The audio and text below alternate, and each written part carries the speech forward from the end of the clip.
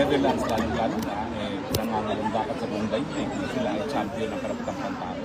So naniniwala ako na alam nila ang provision ng Geneva Convention on the Rights of Refugees and Asylum Seekers na malinaw habang hindi nare-resolve yung application for asylum, hindi ako pwedeng mapabalik sa Pilipinas kung saan sinasabi ko na ako'y biktima ng pagkakas. Yeah, kasi ang understanding ko, no, nung sinabi ni Torre na ikaw ang priority niya, it's like saying, ikaw ang priority niyang susunod na kidnapin.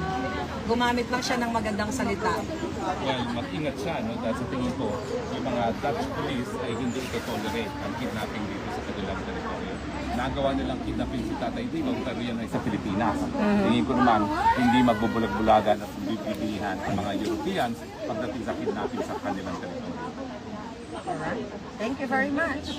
O, ikaw naman. Ako tatanungin O, mo. ikaw naman. Oh, ano ka? Tanungin mo naman sa Ako pala. Akala ko ako yung interviewer. Bakit ako tatanungin?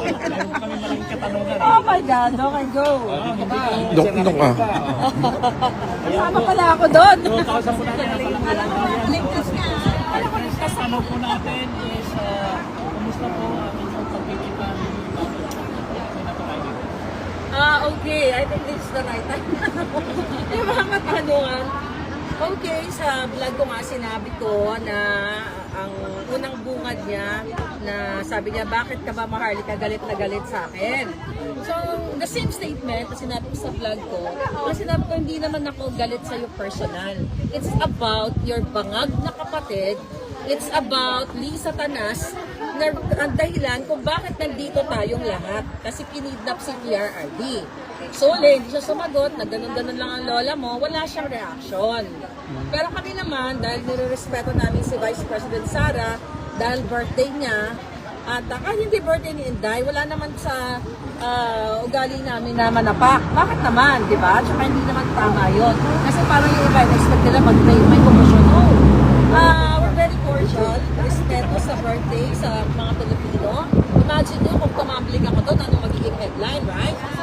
Something na lang. Oo, di ba? So, yun yung eksena. Tapos, aside from that, kinuha ko na yung oportunidad na pinakalala ko sa kanya yung biktima ng kapatid niya at ni Lisa, si distressed mother, alam niyo naman yan, na hoping na, na baka magkaroon ng reassurance na, okay, we'll see kung anong may tutulong ko sa iyo bilang senadora. Nasa lunch tayo, no? Nasa, yun, nandun si Spoke Sari, nasa lunch kami. So, ang binitawan na talaga statement ni Senator Ivy, kawawa naman si distressed mother. Pero walang reassurance, you know? Kasi ako, bilang isang tagapagligtas or tagapaglaban sa mga walang hiya, I am hoping